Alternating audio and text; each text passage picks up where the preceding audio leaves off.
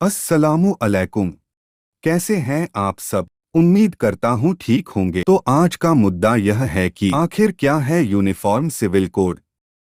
क्यों प्रधानमंत्री नरेंद्र मोदी के बयान के बाद यूसीसी का मुद्दा एक बार फिर से गर्मा गया है? क्यों देश भर में इस मुद्दे को लेकर बहस छिड़ गई है? तमाम विपक्षी दल इस मुद्दे को लेकर अपने अपने तर्क देकर सवाल उठा रहे हैं। आइए आपको बेहद आसान भाषा में बताते हैं कि क्या है समान नागरिक संहिता। समान नागरिक संहिता को लेकर मंगलवार को पीएम नरेंद्र मोदी ने एक बयान दिया था, जिससे इस मुद्दे पर देश भर में बहस छिड़ गई। समान नागरिक संहिता यानी एक देश और एक कानून। जिस देश में भी समान नागरिक संहिता लागू होती है, उस देश में विवाह, तलाक, बच्चा गोद लेना, संपत्ति के बंटवारे से लेकर अन्य सभी विषयों को लेकर जो भी कानून बनाए गए हैं, वो सभी धर्म के नागरिकों को समान रूप से मान्य होते हैं। आइए जानते हैं यूसीसी से क्या बदल जाएगा। हिंदू, सिख, जैन और बौद्ध के पर्सनल मामले हिंदू मैरिज एक्ट से चलते हैं। मुसलमानों, ईसाइयों और पारसियों के अलग पर्सनल लॉ हैं। ऐसे में अगर समान नागरिक संहिता लागू होती है तो सभी धर्मों के मौजूदा कानून निरस्त हो जाएंगे। सभी धर्मों में फिर शादी, तलाक, गोद लेने, उत्तराधिकार और संपत्ति से जुड़े विषयों पर एक ही कानून होगा।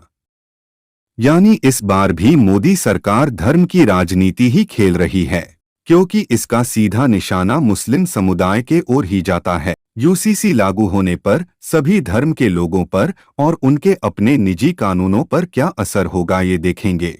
शादी के मामलों में बात की जाए तो हिंदू, सिख, ईसाई, बौद्ध, पारसी और जैन धर्म में एक शादी की ही इजाजत है। दूसरी शादी तभी कर सकते हैं जब पहली पत्नी या पति से तलाक हो चुका हो, लेकिन मुस्लिमों में पुरुषों को 4 शादी करने की इजाजत है। यूसीसी आने पर बहुविवाह पर रोक लग जाएगी।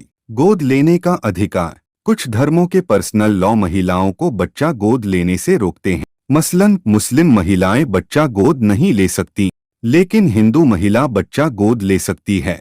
यूसीसी आने से सभी महिलाओं को बच्चा गोद लेने का अधिकार मिल जाएगा। वैसे ही जैसे नरेंद्र मोदी ने गोदी मीडिया को गोद लिया है।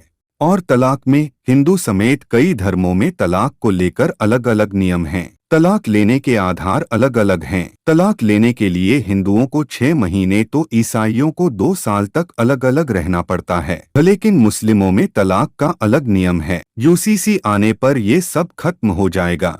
संपत्ति का अधिकार। हिंदू लड़कियों को तो अपने माता पिता की संपत्ति में बराबर का हक है, लेकिन पारसी लड़की अगर दूसरे धर्म के पुरुष से शादी करती है तो उसे संपत्ति से बेदखल कर दिया जाता है। यूसीसी आने से सभी धर्मों में उत्तराधिकार और संपत्ति के बंटवारे से जुड़ा एक ही कानून होगा। और अगर संविधान की बात की जाए तो उसमें समान नागरिक संहिता भारत के संविधान के अनुच्छेद 44 का हिस्सा है। संविधान में इसे नीति निदेशक तत्व में शामिल किया गया है। संविधान के अनुच्छेद 44 में कहा गया है कि सभी नागरिकों के लिए समान नागरिक संहिता लागू करना सरकार का दायित्व है। अनुच्छेद 44 उत्तराधिकार, संपत्ति अधिकार, शादी, तलाक और बच्चे की कस्टडी के बारे में समान कानून की अवधारणा पर आधारित है, मगर संविधान का अनुच्छेद 25 धार्मिक स्वतंत्रता का भी अधिकार देता है। और अगर यूसीसी को लाया गया तो इससे अनुच्छेद 25 के तहत मिले अधिकारों का उल्लंघन होगा। और मोदी सरकार भी यही चाहती है कि सभी अल्पसंख्यक और आदिवासी समुदायों के ऊपर हिंदू कानून का दबाव डालें। वैसे देखा जाए तो यूसीसी से किसी को भी कुछ भी फायदा नहीं है। ये सभी चीजें असल मुद्दों से भटकाने के लिए की जा रही हैं। इसमें विपक्ष पार्टियां जैसे Congress, TMC, JDU, RJD, MIM, Indian Union Muslim League, Sapa, DMK इसके विरोध में हैं। कांग्रेस नेता राहुल गांधी कह चुके हैं कि असली मुद्दों से ध्यान भटकाने के लिए यूसीसी पर बहस छेड़ी जा रही है। कांग्रेस महासचिव केसी वेणुगोपाल का कहना है कि पीएम मोदी को पहले देश में गरीबी, महंगाई, बेरोजगारी और मणिपुर हिंसा के बारे में जवाब देना चाहिए। समान नागरिक संहिता पर उनका बयान इन मुद्दों से ध्यान भटकाने की कोशिश है। All India Muslim personal law board AIMPLB भी समान नागरिक संहिता के विरोध में है। बोर्ड के सदस्य खालिद रशीदी फिरंगी महली का कहना है कि यूनिफॉर्म सिविल कोड आने से सिर्फ मुसलमानों को नहीं बल्कि अन्य धर्म के लोगों को भी नुकसान है। 30 से ज्यादा आदिवासी संगठन भी इसका विरोध कर रहे हैं।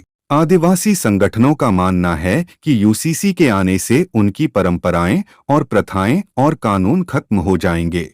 हमारी राय यह है कि बीजेपी को ये धर्म की राजनीति छोड़कर असल मुद्दों पर आना चाहिए। इसमें आपकी क्या राय है, हमें कमेंट में जरूर बताएं। इस वीडियो को लाइक करें, शेयर करें और हमारे चैनल उम्मती एआई को सब्सक्राइब जरूर से करें क्योंकि सच सबके सामने हो। शुक्रिया। खुदा हाफिज।